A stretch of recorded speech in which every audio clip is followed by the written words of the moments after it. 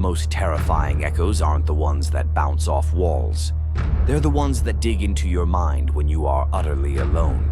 I thought I knew what an empty apartment sounded like, until I heard a sound that defied logic, a whisper that became a presence.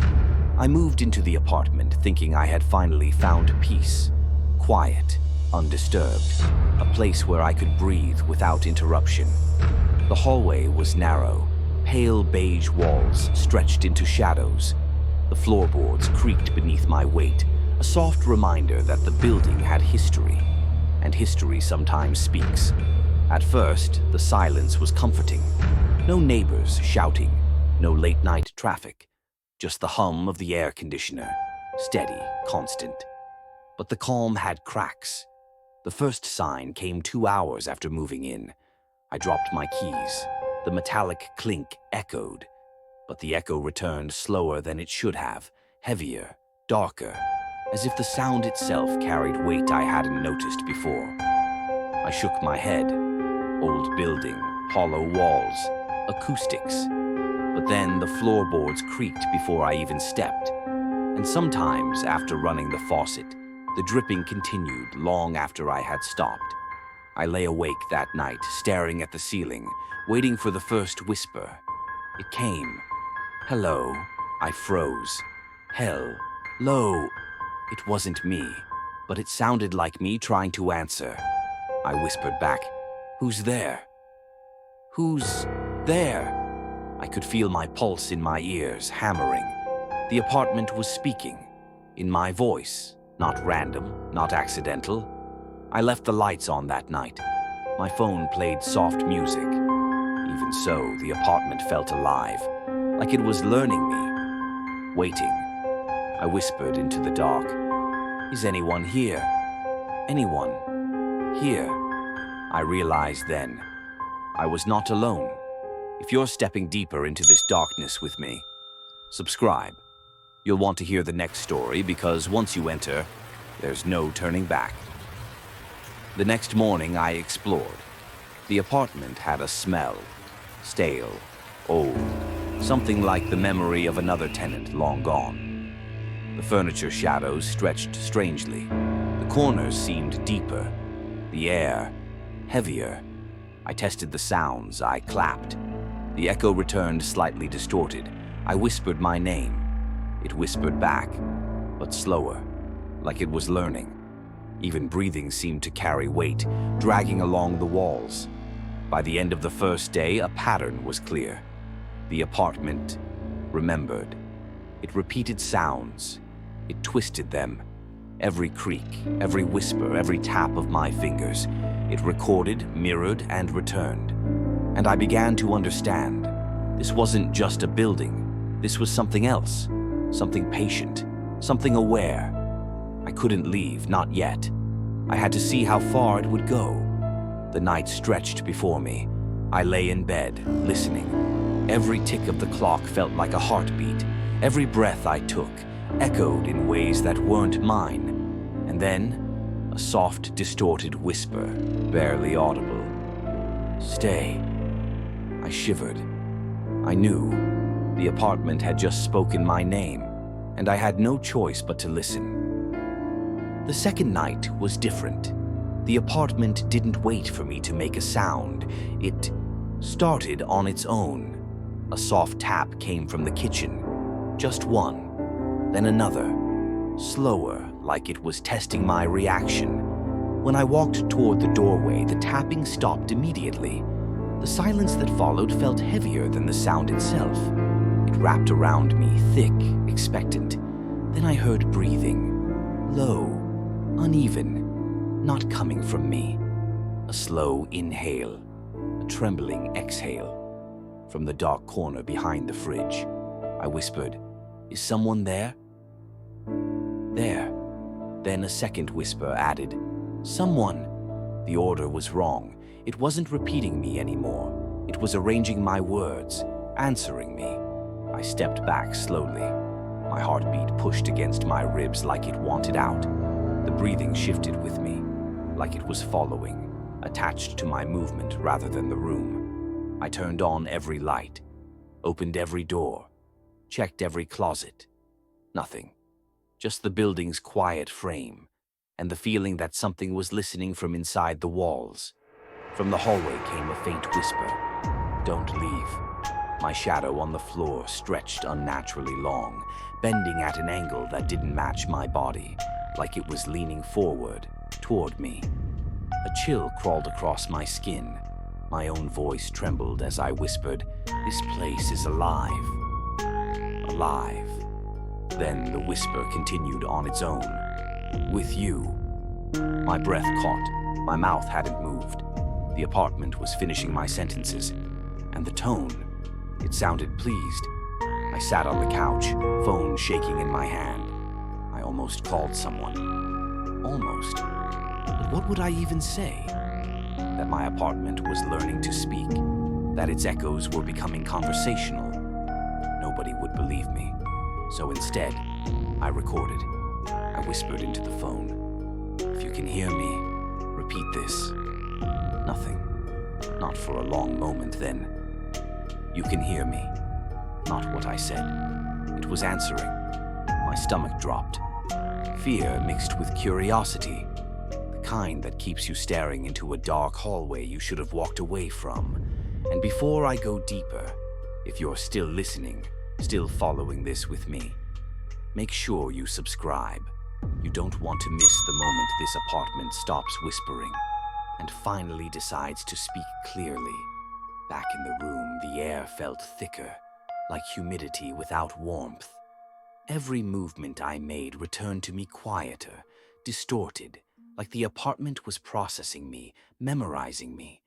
I whispered, "What do you want?" The reply came instantly. No echo, no dragging distortion.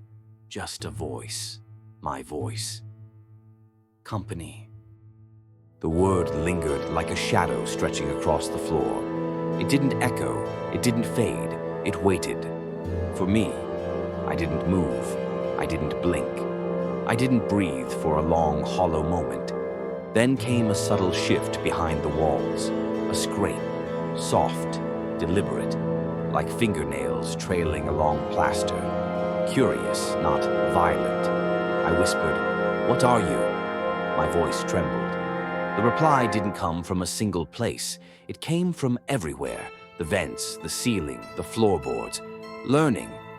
A shiver crawled down my spine. I stepped back slowly. The apartment's air felt heavy, pressing against me like an invisible hand.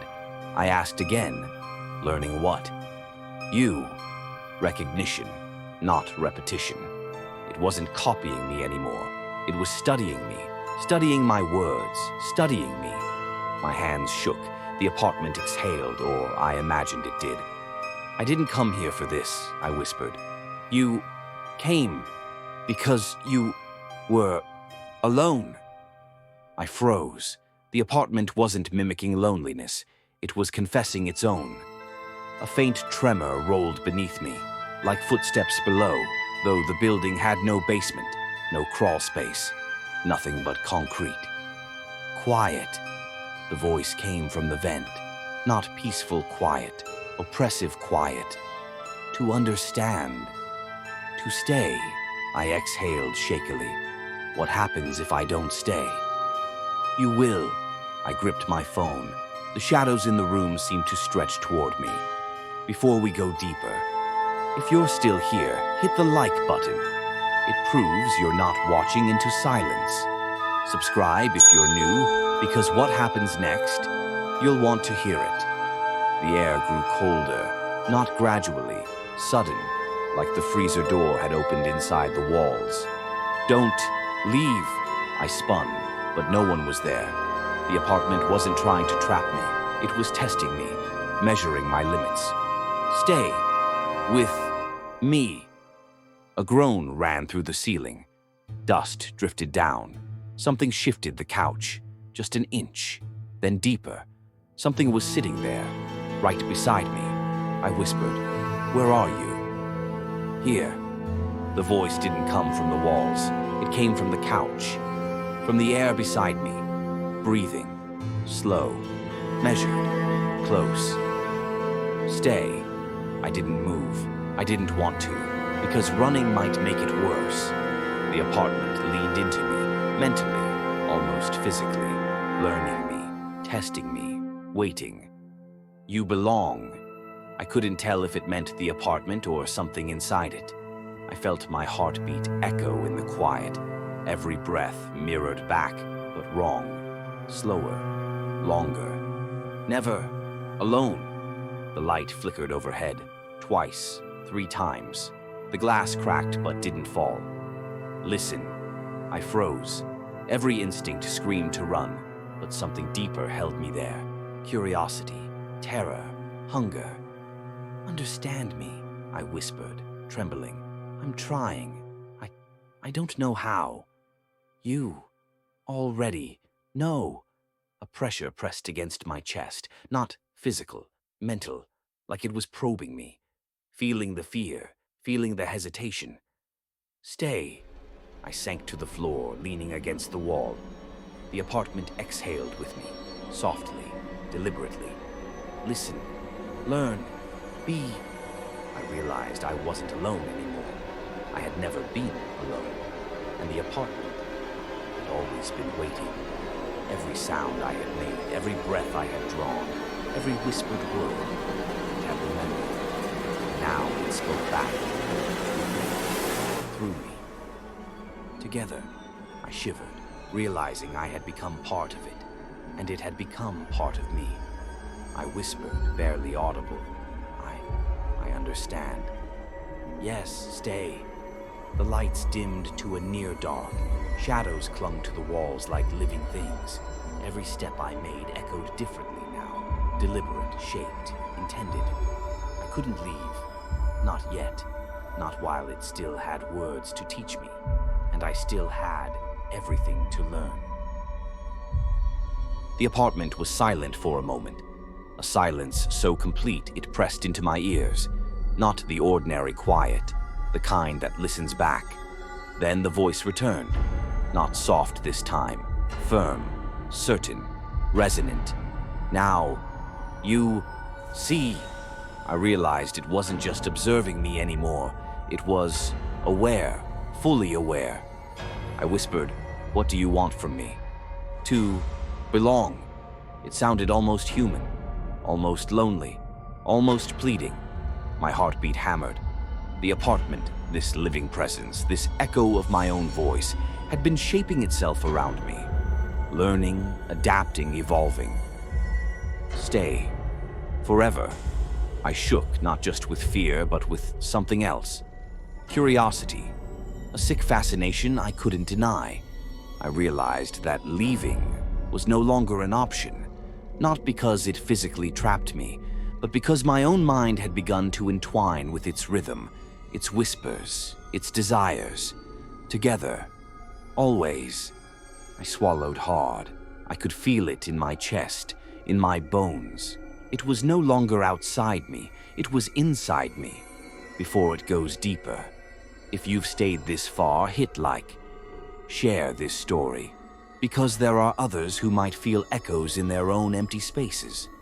And subscribe, so you don't miss what comes next. The lights flickered violently, shadows twisted on the walls, the air grew dense. Every sound I made returned, slower, heavier, deliberate. You are mine. I closed my eyes, not because I wanted to hide, because I had no choice. Even the walls seemed to pulse with its presence. Do not leave. Do not forget. Do not escape. I exhaled slowly. The apartment, the presence, had accepted me.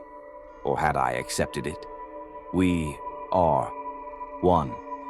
A final flicker of light, then darkness. Not empty darkness, thick, resonant, filled with whispers, with understanding, with company. I lay on the floor. The apartment breathed around me. I breathed with it, and I knew. From this moment onward, I would never be alone again. And if you've been listening, if you felt that chill in your own space, remember, sometimes the echoes are waiting, not to scare you, but to find the company they've always needed.